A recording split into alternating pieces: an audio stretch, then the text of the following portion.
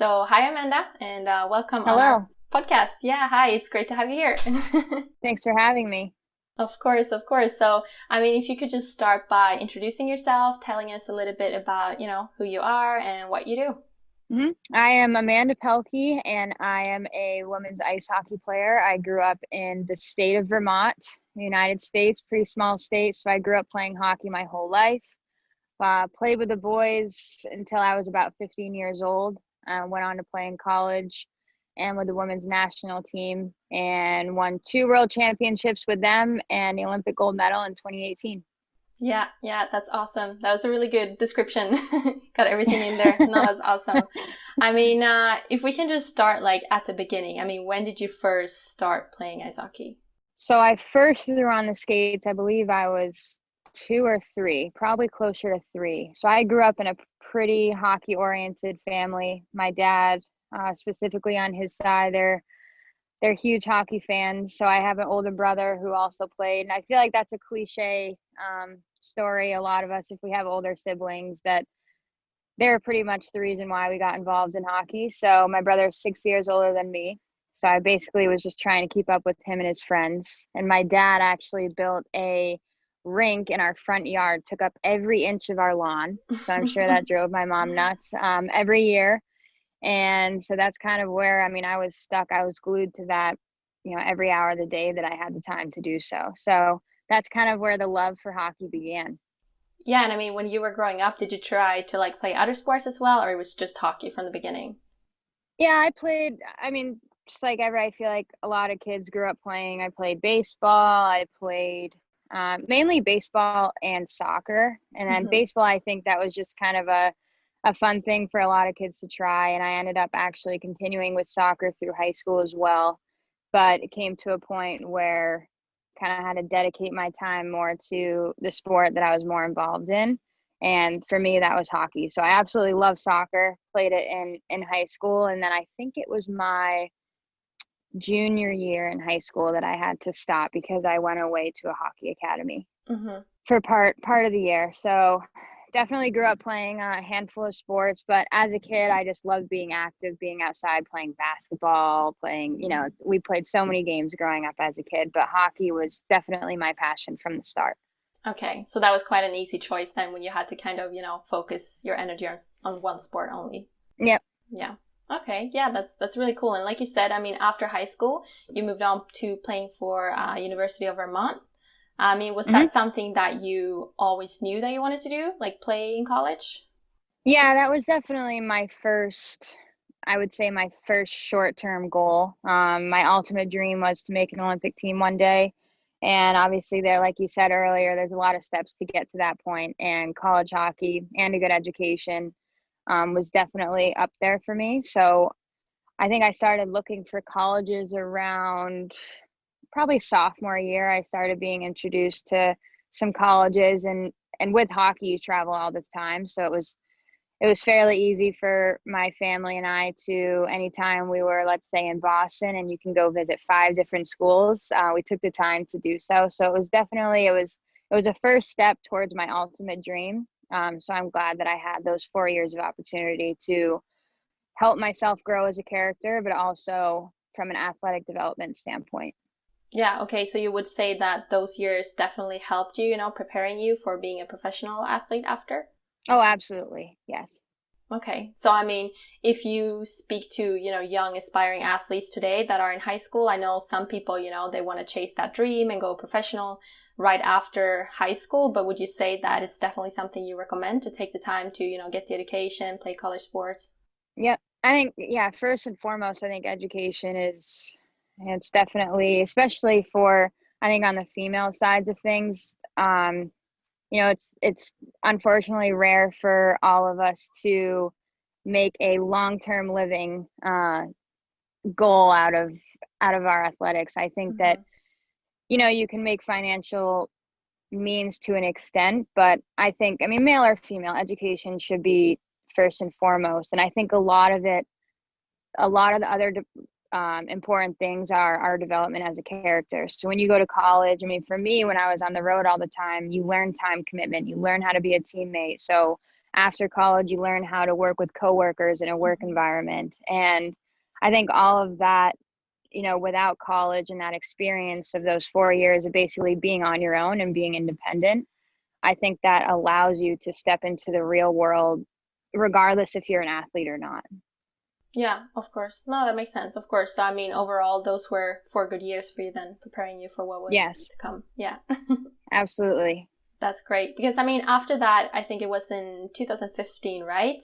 That's when Hmm. the NWHL was founded. And that's also when you Yep. signed with Boston Pride. And you actually went on to win with the team that first season. So, I Yep. mean, how was that for you? Both, I mean, signing your first pro contract, but also, going on to win that year. Yeah, it was a cool moment because I think um, for me, it was just perfect timing that as soon as I graduated, there was something for me to continue to play Mm-hmm. outside of the national team program, but continue to build on my skills. And the professional league, I think it was really cool for all female hockey players, young and people in my shoes, to finally see something, come up from, they started from basically ground zero and built a program for all of us to play in. So I was very fortunate that the timing for me, as soon as I graduated, I'm pretty sure it was the next day, I moved down to Boston and continued to train and sign my first pro contract. So it was an epic moment. And it Mm-hmm. was, it's one of those moments that I think very similar to memories with the national team. There's a lot of vivid memories in my career that it's one of those moments that you can kind of close your eyes and you can go right back to that moment and all the emotions that are around with it. So I was very lucky and fortunate that the timing worked out for me. Yeah, yeah, of course, of course. I mean, that's awesome. Like you said, that's pretty cool that it happened Yeah. like really well for you after you graduated. And Yep. and also like you said now, I mean, you've been part of the US national team for many years. First the under 18 national team and then also, yeah, Team USA. I mean, what does it mean for you to, be able to represent your country at that high level?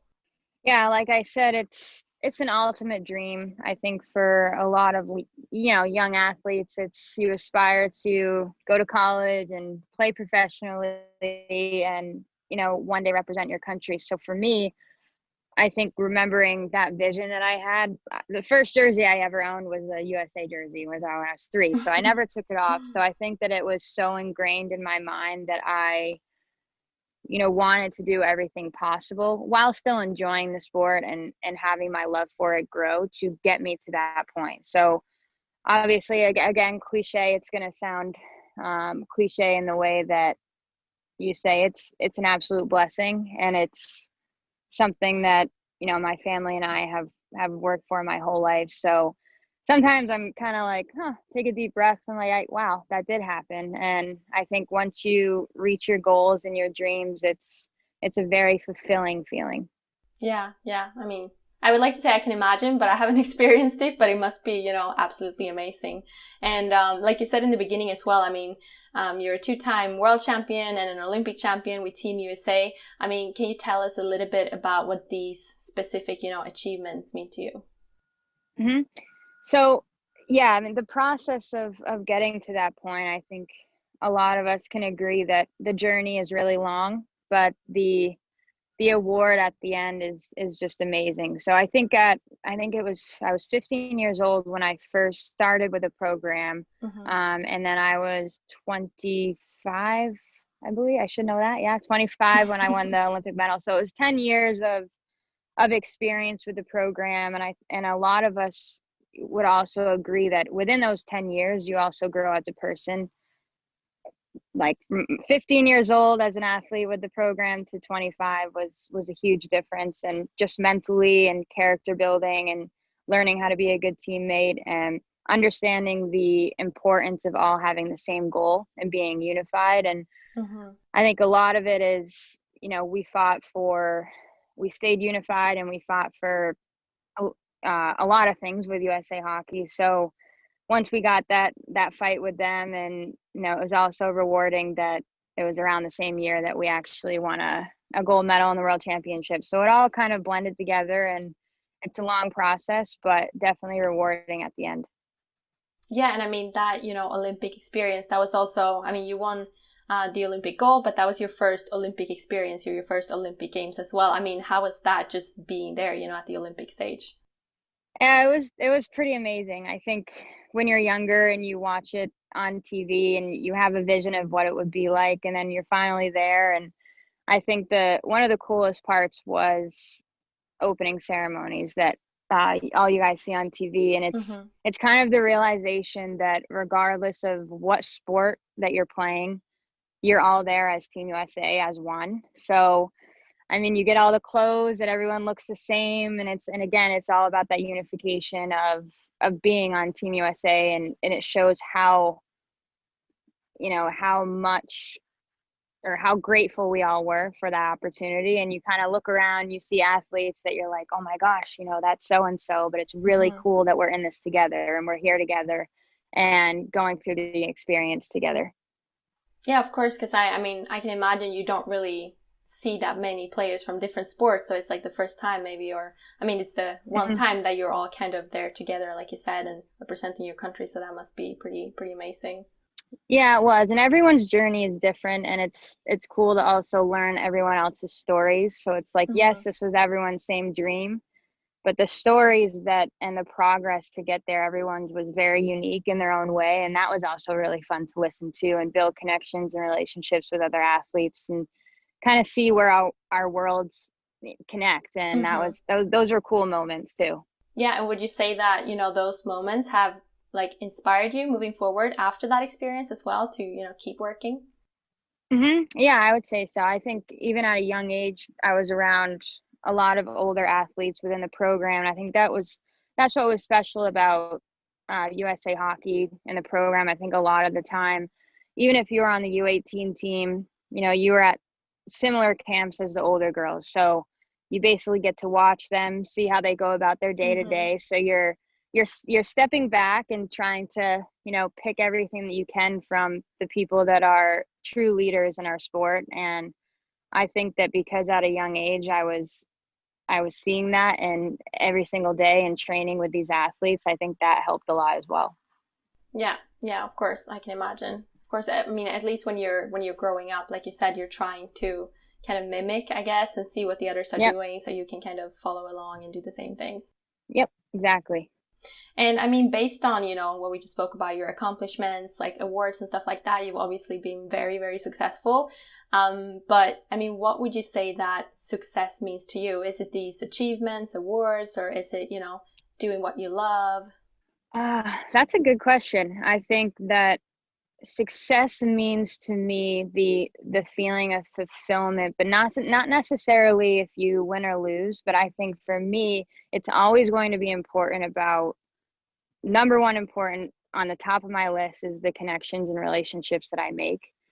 Because, as soon as you win and that day's over, where do those relations carry on? Where, what connections do you make with other athletes or could be complete strangers? And I think that the experiences that I've had and the time that, well, you've traveled a lot as well. And I think I think that learning new experiences through our sport is I think that's what success means to me. So learning through my sport about connections, relationships, Mm-hmm. different cultures, and just meeting new people, I think that's what success means to me. Okay, yeah, so it's more like a continuous journey. It's not like winning one thing and then it's done. It's something that you can keep doing with time. Yeah, exactly. So just keep Mm. building on it, I think.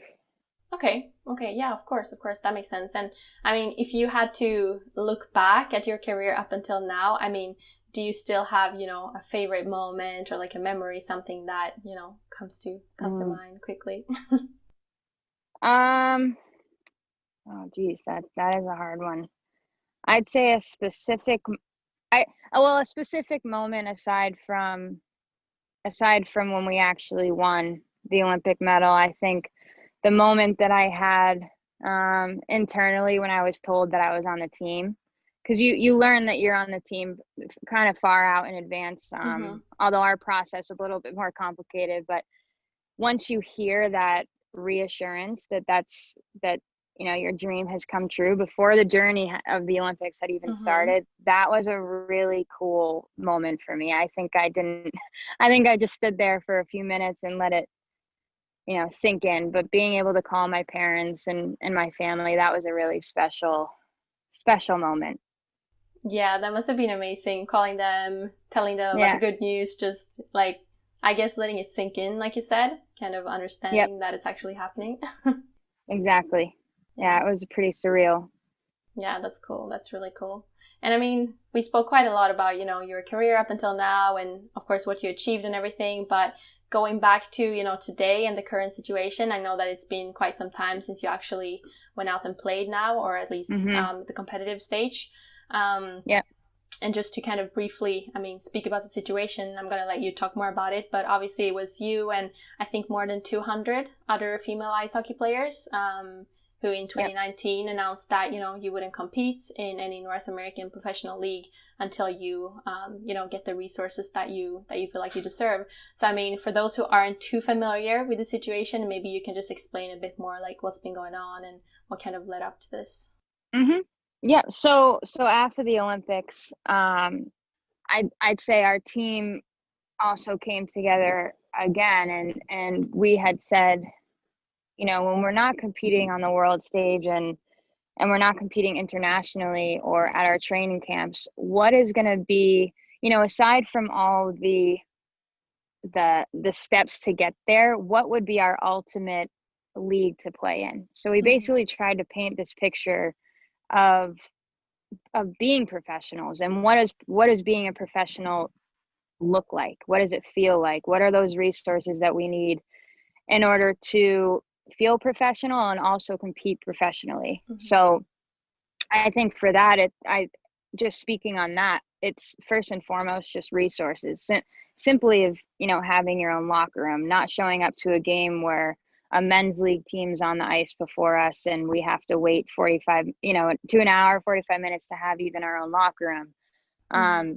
So I think those are kind of on the forefront of all of our minds and what we want. We want to have more, practices. We want it to be more of a legitimate, I would say, I don't want to say work environment, but something that it is part of your job, and being professional has a lot of things comes with that. And we want to build something that is whole and feels like we are accomplishing something and leaving something for the next generation that is sustainable.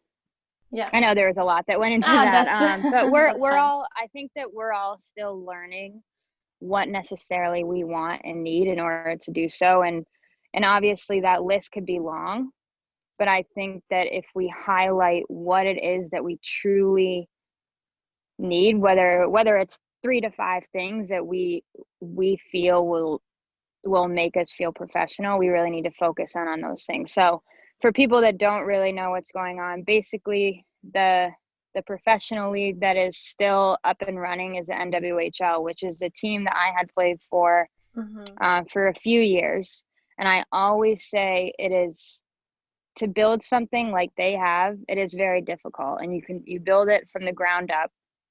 And then I think that there's a time where I don't know how to say this, that people just feel satisfied and don't want to build Yeah.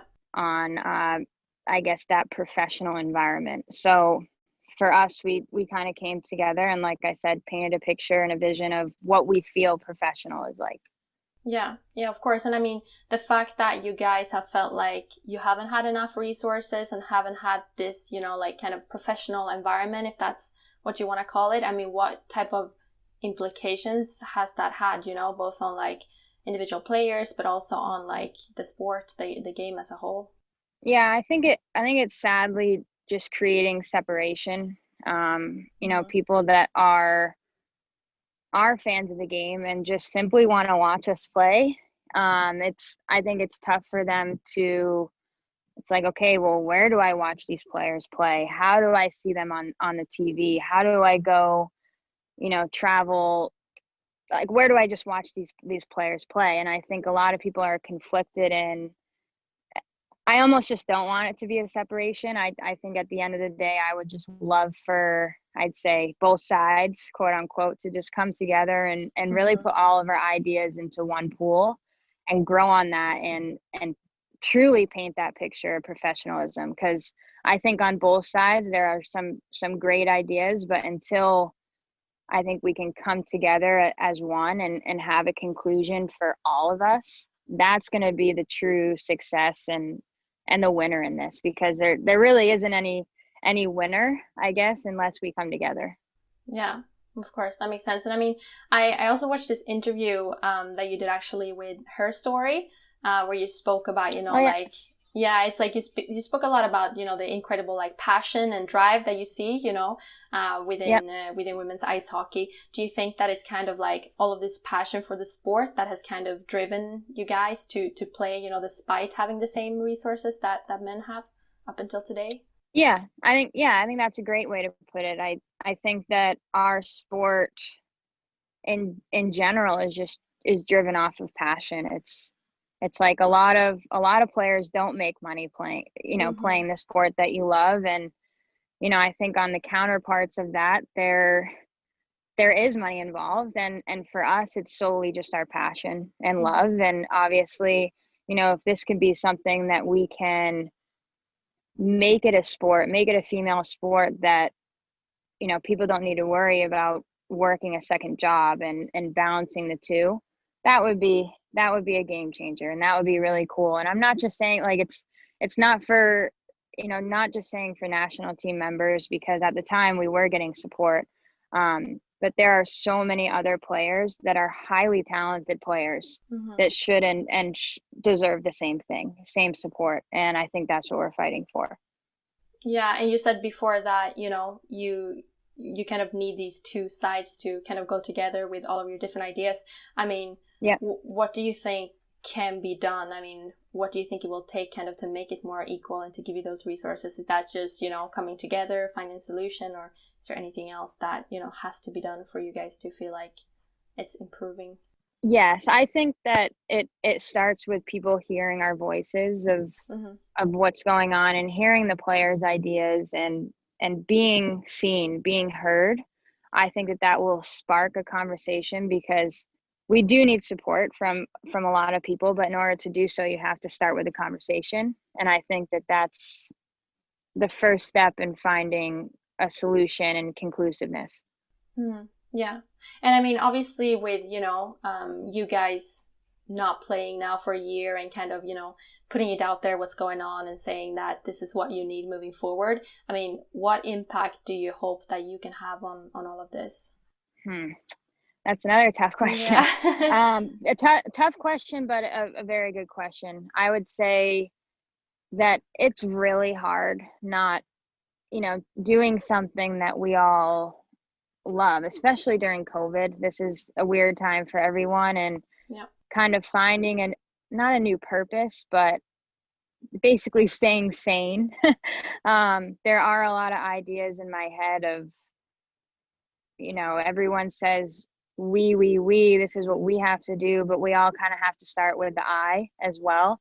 And for me personally, I'm still digging for that information, Mm-hmm. internally, of how can I do my part. And I think just doing podcasts like this and talking and starting that conversation is right now truly the only thing that I think I can do. And um but I'm still trying to dig for that internal reason and my why, I guess, as to try and push this thing forward, and hopefully not run out of time so I can still play and be a part of it. So still working on it. Yeah, of course. I'm not expecting you Yeah. to have, like the a clear answer on exactly what you can do, but it's of Yeah. course interesting to see if there's something that, or maybe what you're hoping that you can do with all of this. And I mean, maybe more on a positive note. I mean, what are your hopes really for the future? Where do you hope Hmm. to see the sport moving forward?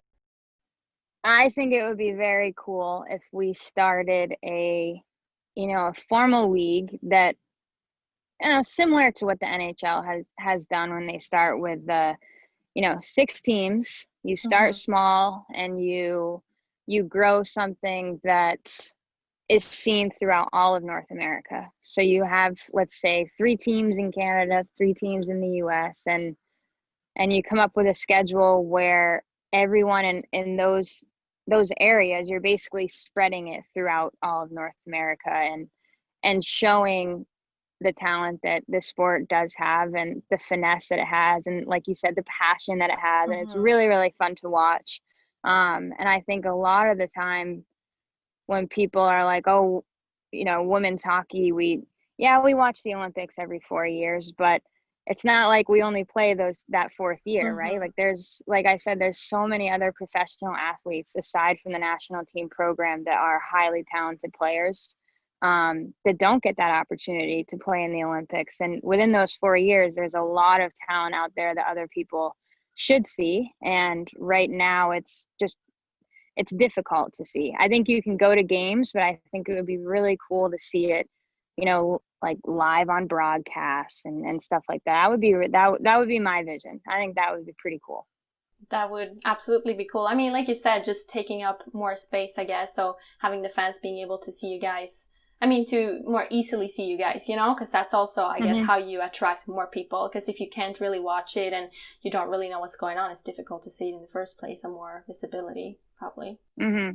And learning the athletes' stories too. I think Mm-hmm. that, I truly think all sports could do that better than just us doing it our own, on our own social media platforms. But having the league that we play for really emphasize on the people, types of people that we are. And I do think that the NWHL, I think both, so-called leagues do that pretty well, but I think that there's a lot more that we could do so these fans and fans of the game feel connected to the players and want to just keep learning more and more about Mm-hmm. them, and basically have, hockey be why they come watch. Like, oh, I know so and so about this person, I feel a connection, and that's a drive to want to go watch because you're very interested.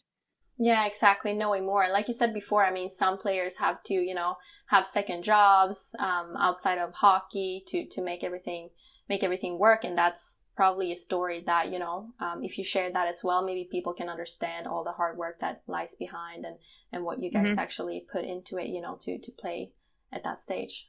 Yep, So exactly. yeah, and I mean, in general, this is kind of like when you spoke about, salaries before, this is quite a hot topic, I would say, not only in ice hockey, but like in other sports as well. And I mean, we've seen, various female athletes speak up. We spoke about soccer before, like Megan Rapinoe and Ada Mm-hmm. Hegerberg as well. I mean, maybe that's a difficult question for you, but in general, I mean, are you Yep. involved in that, or what are your thoughts on, equality within sports in general? Yeah, I think I've said this before to a certain degree, but knowing that everything is a journey and everything is a process, and it starts with people seeing us, right? Mm-hmm. So if they see us and they see the talent on a consistent basis, so like I said, not every 4 years, or not once a week, they broadcast just one game out of all 10 teams, whatever Yeah. it is. That's when I think that we can build, I would say, build our brand as a sport. And then I think the financial piece and the equity or equality can come into that. And we briefly, with the US team, we had fought on this back in 2017 with our program, like I said before, and had won. And so that was a very, I think, big moment for women's hockey in the United States. And I think our vision was well, it is actually what we're doing, is to basically go back to that time of what it took to get to that point and the unification that we needed as a team, Mm-hmm. and do it for this professionally. But now you're talking, as opposed to 23 direct players, you're talking over 250 players if you include the NWHL as well, that you want to try and keep everyone on the same page. And that's really, really hard to do. And it was difficult to do with just 23 players. I think that even though we all had one goal to make this happen, there was 23 players that fought for it, but we basically had to get the whole, female hockey all the way down to the youth grassroots level to be in support of us. And that was really Yeah. difficult to do. And I think that that's kind of the same vision that we're trying to take with the professional league in this. So, like I said, step by step, Yeah. And the same people that were actually helping us with that boycott with the national team are also helping us with basically this other adventure that we're taking on as well from a professional league standpoint.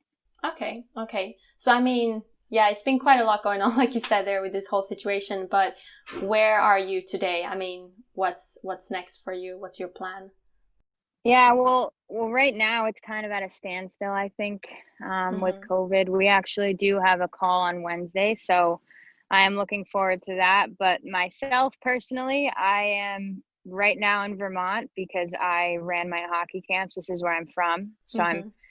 at my parents' right now, but I'm looking to try get to British Columbia to hopefully play out of Calgary professionally. So right Okay. now as a season, looking ahead to this year, we're not really sure what it's going to look like. So like I said, we'll hear more of that on Wednesday, but fingers crossed that we're going to come out of this with some light at the end of the tunnel and hopefully piece together something that we can play this year. That's kind of just to play is just Yeah. my is just my goal, because it does feel like it's been a while, and especially with COVID, with everything at a standstill. So obviously hoping to put together something that obviously is a safe environment, but gets us all back to normalcy a little sooner Yeah. than later, from a training standpoint and playing standpoint. So we will see. Yeah, of course. I mean, this situation has just kind of made it difficult for everyone, I guess. It's difficult to know exactly what's going to happen. Yeah. Um, but I mean, also you've already, won at, the biggest stage, like the highest level, with the national Mm-hmm. team. What are your like goals? Like what are you looking to accomplish next in your career? Yeah, that's a great question. Again, I am from a playing standpoint, I just really want to play, and I think last year I was coaching full time, and it was difficult to also play, even though, like we've talked about, that's what we have to do is do two different jobs. But from a time standpoint, I couldn't make it happen. So this year I put playing kind of at the top priority for me, for my happiness, and just kind of go year by year. And from a career standpoint, I really enjoyed, I have my own hockey camps, a hockey company. So continuing to build on that and filling my summers with camps is my ultimate goal. But like I said, year by year, hopefully adding a new location each summer would be my goal. Okay, okay, yeah, that's cool. Yeah, I guess like you said, I mean, just the next step is really to get back to playing again.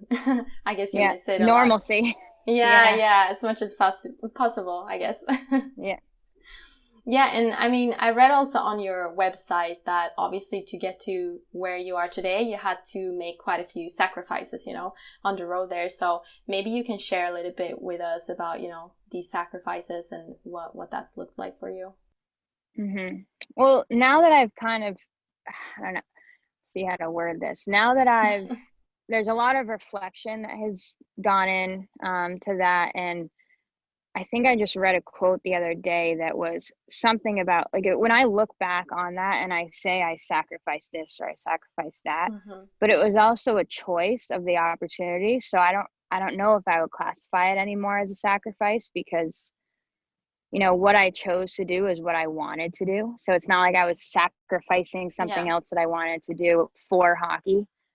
Everything that I did was a choice of mine. And I think when you hear the word sacrifice, I think I was referring to, I guess, the normalcy of your typical kid, and Yeah. and going to certain things that all your other friends are going to. But like I said, I just don't. Now looking back, it's not like I sacrificed that for hockey, because I knew that that's what I wanted to be doing at the time. So does that make sense? Yeah, yeah, it does. No, I get what you mean. It's more like a choice. Obviously, if someone else looked at it, maybe they think, oh, she sacrificed going to a party or a vacation, but for you, it was more an obvious choice, I guess.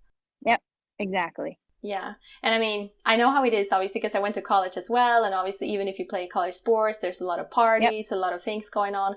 I mean, how was that for you? Was that difficult at all, being in that environment? Or was it, Um, it was. I mean, I think I I think our team as a whole, it's like we still enjoyed our college life and we still, had those moments of fun, but we all were, it never got to the point that that disrupted what we were trying to achieve individually. And, obviously we all have our own individual goals, but as a team, it never became an issue. But I think when you're in college and you have to experience, those different life chapters, I think it's really important, because if you don't, then, you missed out on something that I think is really valuable in growth, and you have to have that fun. And I think a lot of us understood that, but we also knew our limits, I guess. Yeah, so just finding the combination, I guess. But like you said, when you know what you Exactly. want to do, it probably is quite, I mean, not, yeah, it's quite easy to make that decision when you really know where you're Exactly. going and what Yep. you're looking to do. Yeah. Yep. And I mean, I read as well, I don't know if I'm going to call it sacrifice now then. No, Weird, it's okay. I think that's like but like I said, for readers, I think it's easier for them to understand if you yeah. word it like that. But like I said, reflecting back on it, you can call it sacrifice, but I was just saying for my own internal, like, well, I don't know if I really sacrificed, that, Yeah. but I'm sure there's a different term, but I now know that I didn't necessarily sacrifice. It's what I wanted to do, but you can go ahead and call it. Okay. It's okay if you call it sacrifice. That's fine. No, because Just for understanding. Yeah, of course. No, but that's great that you're making that point. But I mean, you did mention that, your parents sacrificed quite a lot. Maybe that fits better with They that, did, yeah. In that perspective. I mean, what has this support that you've gotten from your parents meant to you? I mean, obviously growing up and now as well. Yeah, I think that's a good way to word it, because they did have to sacrifice a lot, and especially financially. I think, even at a young age, you hear conversations as a little kid, you hear, you're not blind to what your family's going through. And I was also not blind that they were going through that stuff for me and for my career, because it's what I really love to do, and B, because I saw something special in my abilities to, even at a young age, like, wow, maybe she could make the Olympics someday. So what is it as parents, and like, how are we going to guide her and give her the opportunities to help her get to that point? And there was a lot of times where, it was difficult for them financially to make it work when you're, gone every weekend, hotels and this and that. Like, it adds up. And especially when we get older and we realize the concept of money and finances, it's extreme to get to that point and give those opportunities to your kids. But they, again, sacrificed a lot for me to be able to do so. And they're both self-employed. So I think from a scheduling standpoint, if they weren't and they worked for someone else, it would be very difficult for them to, my dad has never missed a game. So I think, it would be very different for him, and his lifestyle would be extremely different if he didn't share this journey with me. And my mom is also self-employed. So I think it allowed them to be around and see the journey more than, let's say other parents who work these corporate jobs that aren't around as much. So for that, I'm grateful that, yes, it was a struggle at times, but if you were to ask them, I don't think that they would have changed anything up to this point. But as much as it is a struggle, they embrace the challenge. Yeah, of course. That's awesome. I mean, like you said, your dad hasn't missed a game. That's incredible with all the traveling you've done and everything. So that's pretty cool. And I mean, I feel like that's something that maybe we don't talk too much about, like the support system. And do you think that we kind of fail to acknowledge, the people that are behind the athletes as well sometimes? Yeah, I think so. I mean, I think I was watching it. The documentary that people that should actually watch is called Weight of Gold. And it is it's mainly about Olympians and their mental health, mental kind of state of what we go through. And I think there's a lot of honesty in that film, coming from, well-known athletes, like Michael Phelps is kind of on the forefront of that. And the conversation that they talk about is, as Olympians, you kind of look like, when you go to the Olympics, you're like, oh, like we must have had a very similar journey. But until you talk to someone and really get to know them, they're just because we're both Olympians, their journey could be way more different than Mm-hmm. mine. And they talk a lot about that in the film, which is, I really enjoyed that part of it. And I think that just speaks on volumes of how different we all are. And Mm-hmm.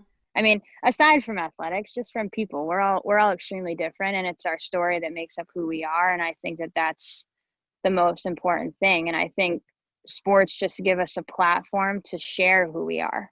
Mm-hmm. Yeah, no, that definitely makes sense. Of course, like you said again, I mean, it's difficult to know. I mean, people can watch someone on TV and watch them perform, but they don't really know that much about, what goes on behind, and like you said, not Mm-hmm. only with sports, but who they are as a person. So that's Yep. a great point. And I mean, obviously, being a professional athlete, the road isn't straight, like we've talked about as well. You have to, face some obstacles and challenges. So far, in your career, what would you say have been like the most difficult challenge that you've had to face? Oh gosh. Hmm. Well, a couple of things come to mind. I think, from an injury standpoint, I did get injured and was out for a little bit, but Mm-hmm. I think that, there's a lot that you can learn through injury. But the other thing that comes to mind is when I was trying to, kind of find my place in the national team program and transition from being a younger athlete on the U18 team. And then after the U18 team, it's, you turn 17, and really the only other team to make is the Olympic team or the women's national team. Um, so I think that was a time period for me of, I don't know if I ever doubted myself, but there were times that I had been told, I take criticism very, very well, and I like to learn from it. But there were times, I'm sure, that I had, difficulty of being doubted by others. And I think it just fueled me. I think I learned a lot from that sense of being doubted by whether it's a coach or evaluator, but it's their job and they're trying to fuel you a little bit. And I think that Mm-hmm. I was able to recognize that at a young age. And I think that was a time for growth for me, probably from like 17 till 20. It was like in a little bit of a gray area of going to a lot of training camps, evaluation camps, and still being young and not making rosters, but Mm-hmm. kind of knowing that if I keep going at it, then my time's going to come. And I think for younger athletes, it's also a lot about patience and understanding the growth that it's going to have to take to get to your dreams, and instead of just when things get hard, you just stop. um, Yeah. but I definitely had to go through some mental skill work to help me get to where I got to. Yeah, so you would say then that, despite these times, it was kind of, the motivation and kind of the growth that kind of pushed you to overcome it, to like work your way through it, or Yep, exactly. yeah. And I mean, speaking about, motivation and like you said, patience, everything like this, what was it when you first started playing, like growing up, that really inspired you or motivated you to work hard? Um, I'd say having mentors in the game that you could, your eyes were glued to and watching their every Mm-hmm. move. For me, it was two different athletes. It was Martin St. Louis, who played in the National Hockey League, and he played in that league for years. And then also Cammy Granato, who was the captain of the first gold medal team for women's hockey. So, you know, from there, just watching, again, kind of learning a little bit about their story and being motivated from that, I think Mm-hmm. really gave me a vision as a young kid of what I wanted to do and accomplish, and that was to be just like them. So whether I thought, oh, I want to play in the Yeah. NHL when I'm older, or I want to play on the Olympic team, and I basically just studied these people and got to know them. And Cameron Granato she's a huge pioneer for our sport, and she was actually very involved with our national team through the Olympic experience. So it kind of Mm-hmm. came full circle that she was still involved with our team and helping us and guiding us through it. So that was pretty cool. Yeah, of course, of course. And I mean, today is that, obviously, I guess you're more kind of the mentor for younger kids growing up. I mean, what is it that inspires you today or helps to motivate you to keep working? I think because I know the feeling, that feeling that you get when you meet someone that you look up to, and I understand that impact. And that's why I think that I enjoy my camp so much when I all summer, is because each interaction that I'm having with a kid, for them, they might look at it as really special, but for me, it's also just as special. And I think I take a lot of responsibility in making that connection special for the both of us. And, like I've said before, that I've learned throughout the years is that your interactions with people, whether it's a stranger or a family member, like that person's going to remember interactions of how you made them feel, not necessarily your conversation. But Mm-hmm. so I think for me, meeting new people and meeting these new kids and understanding that the impact that us as athletes can have on them for their future is what drives me to continue to build these relationships with these kids and really enjoy it while I do it. Yeah, that's a great point. I really like what you said about, it's not necessarily the conversation, but more like the feeling Yeah, that you create, with the other absolutely. person. Yeah. And I mean, you spoke quite a lot now about your hockey camps, and I wanted to really ask you about that as well. I mean, where did this idea come from, creating these camps? Well, yeah, so I actually, this goes back to when I just spoke about Martin St. Louis. So the only Mhm. camp that I went to when I was a kid was his camp. And I think I was only 8. And it was the only camp that I had gone to aside from like the training camps. And that was until I was older. But I remember, Mhm. again, just being glued to him. And anytime he demoed anything and understood that, again, literally I can remember how that made me feel, of just being like Mhm. wowed and inspired, and I just tried to copy everything that he did. So that, I think that drove me even at a young age, that like I knew that's what I wanted to do, is kind of have my own business one day. It was just kind of waiting for the time and to be able to do so and put it together. So basically my vision for that was to look back on all the training camps that I had gone to, all the mental skills preparation, all the nutrition, all the team building activities. And I basically picked out from all those years of going to training camps what really inspired me and what I remember the most, and basically put Mhm. that into a 1 week long camp. So I basically put all the things that I guess made an impact on me throughout those Yeah. 10 to 15 years and put it together in a curriculum for these kids back home. Yeah. So all your favorite parts, pretty much. Yes, exactly. That's awesome. And I saw on your Instagram as well that, you had your last camp, and judging by the pictures and everything, I mean, it looked like it was a huge success. So, I mean, despite the situation with COVID and everything, were you Yeah. able to still kind of go through with them the way you planned, or how did it work out? Yeah, I was very fortunate that I think there was times that it was a little scary during, being away. I was away actually in Canada when I was trying to figure out all of this craziness of whether my camp's going to even happen. But I think this goes back to how supportive the state of Vermont is. And, they worked on figuring out a plan, like our government, figuring out a plan that's going to be safe for these kids to Mm-hmm. go to summer camp so families can, or parents can go back to work. And they really did, they put a lot of work into making that happen. So I'm really fortunate. It was literally down to the wire, down to the last day that they made a decision.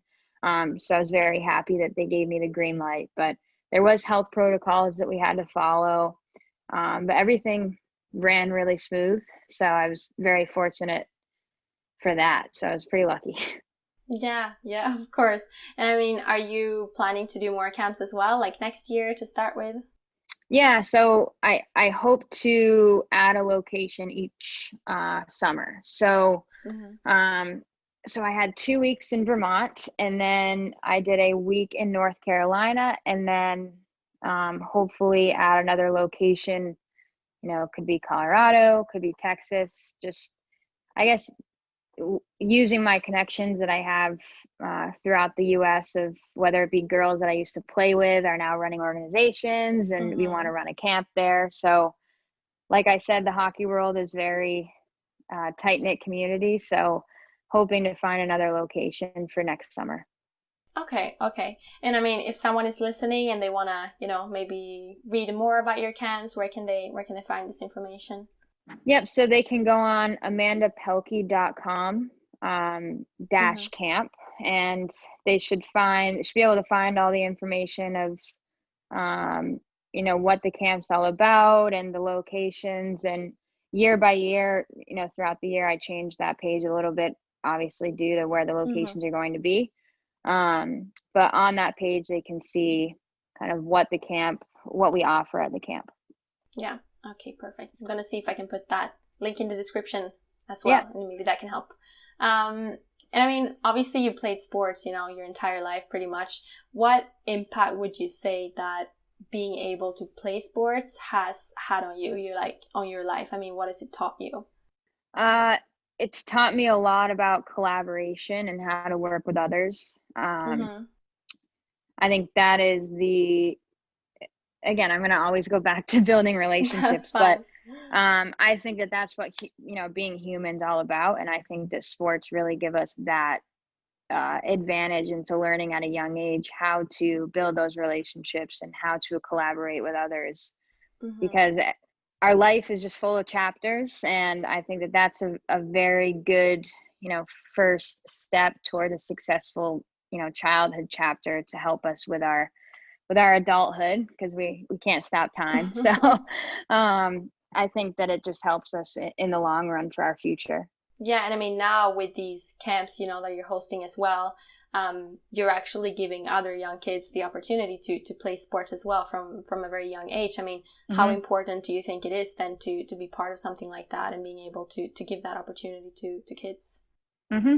Yeah, quite honestly, whether it's someone that just started hockey or it's an elite level player, I open it to any type of player, because I think that kind of our values, or my values as Amp Hockey, as my company, is to first and foremost just teach the kids how to interact with each other and build relationships. And obviously the hockey skills are also shown at the camp, but I think it really doesn't matter if you're a beginner or an elite level player. I think ice time is ice time, and I Mm-hmm. think that it's really valuable for each camper to try and learn something from a different camper, or either learn one thing from me all week, so something that they can take away home, even if it's not hockey oriented, whether it be learning something in team building of how to collaborate with someone, Mm-hmm. or learning how to eat when I'm at home and not at camp, or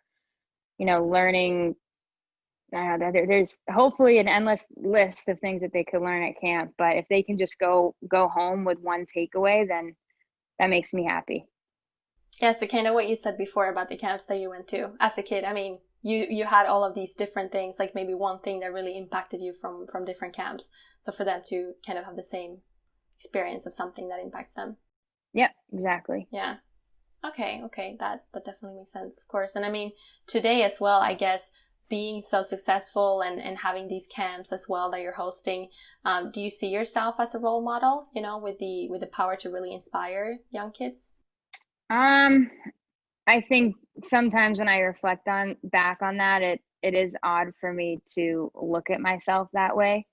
Mm-hmm. um but I think there are realizations when either get a text from a parent, or emails, or them connecting back with me and telling me how much of an impact that not only me but my staff members make on them, is really reassuring that we are making an impact, whether it be a small impact or a big impact on the kid's Mm-hmm. life. And I think the reassurance of the communication that I have with families after camp, that's like the best part about it. That's great. Yeah, definitely. So, I mean, yeah, I guess it's difficult for you to sit and say, like, that you see yourself as a role model, but definitely with the platform that you have and with what you do, I mean, you do have a part in, inspiring the next generation. And I guess it's kind of what you spoke about before as well, with everything that you're going through with women's ice hockey right now to make it, something that's sustainable and something that's better than what you've had for the next generation as well. Mm-hmm. Yep, that's the goal. Yeah, of course, of course. And I mean, have you ever thought about, what you want to do whenever you don't play hockey anymore? Is it going to be the camps full time, like coaching, or is there Mm-hmm. something else that you're interested in? I do love, I hope that my camps are always a summer thing. And I do love the coaching aspect as well. Coaching a team is actually really enjoyable. Like I said, that's what I had done in Boston for the past few years. But I think what really, fulfills, well, I went to college for exercise science. So Mm-hmm. I do have a degree to like work in health at a gym, which I've also done before as well. But I think what really sparks my interest is like mentorship program, building something, aside from my camps, but and it could be someone that's not even a hockey player. Mm-hmm.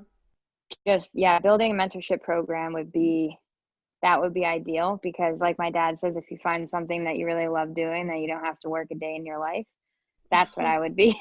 That's Yeah. what that would definitely fulfill that role. That would be pretty cool.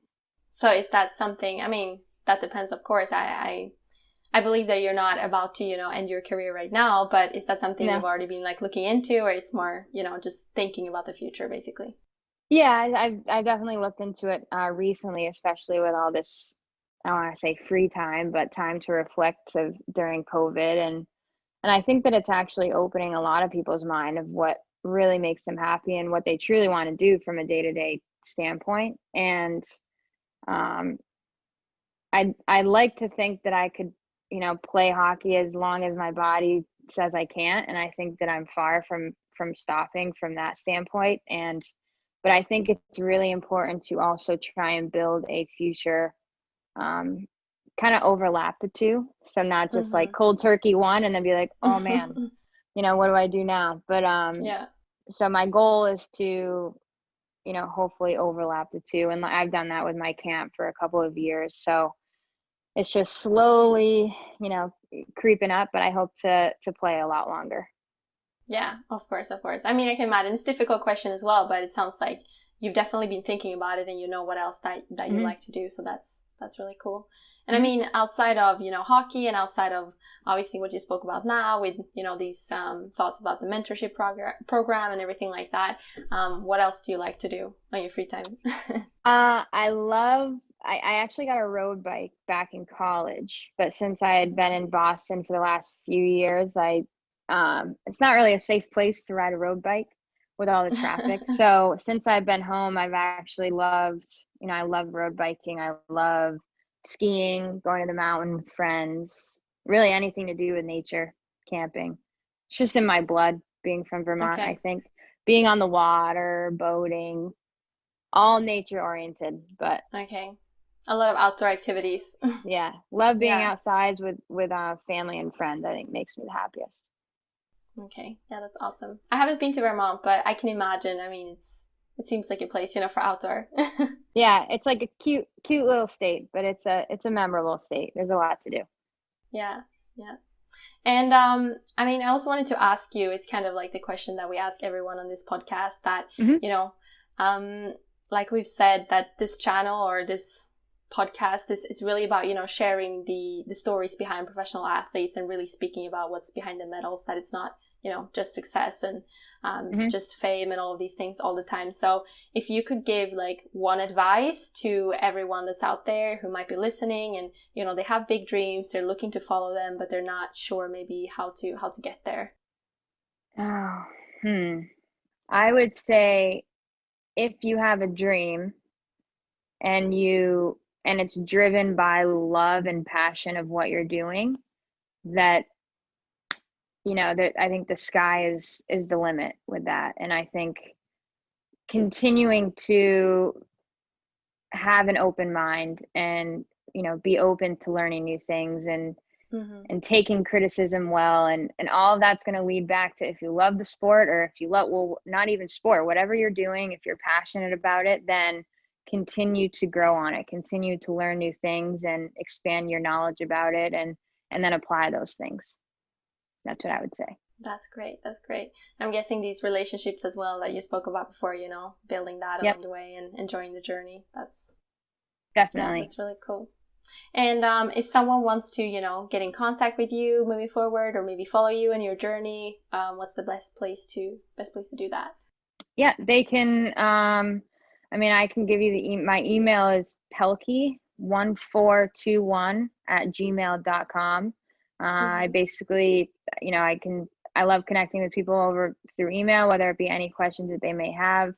They can also learn more about myself and my journey and my camps on my website, which is amandapelkey.com. Um, and then obviously my social media platforms, I believe Instagram is Pelkey21. Recently, it's just been a lot about my camp stuff. Mm-hmm. But just if you wanted to follow more along the journey, you can check that out too. Okay, perfect. Yeah, I'm gonna try to put those links in the description below, so maybe it's easier for people to find you there. Great, sweet. Yeah. And I mean, outside of what we spoke about right now, are there any other projects or things that, you're looking to do that you want to share with us, or? Hmm. Let's see. I just recently actually started breaking down video for clients through a platform, a coaching platform called Mm-hmm. 44 Vision Hockey. So I've actually learned a new. There's a lot of technological things I need to learn, but I really enjoy watching film. And again, it goes back to making connections with these girls that I'm working with, and I've really enjoyed that. So that's kind of the new project during COVID that Mm-hmm. I've been doing. So if they wanted to check out that coaching platform as well, is a really cool thing to check out. Okay, okay, that's awesome. Yeah, finding new things during COVID. I think this is the thing everyone's trying to do, when you're quite maybe bored at home and can't go anywhere. Yeah, they're like, huh, can this occupy my time for a little? Make the days go a little quicker. Yeah, exactly, exactly. Yep. That's awesome. Well, thank you, Amanda. You've been, very generous with your time, and it's been great talking to you. Really cool to hear a lot about, your story and what you've been through, and definitely also what's in the future and what's to come. So, wish you the best of luck and look forward to following you and hope to see you play as well. Thank you. Yeah, thanks. It Yeah. was nice to meet you virtually. Yeah, exactly. That's really good.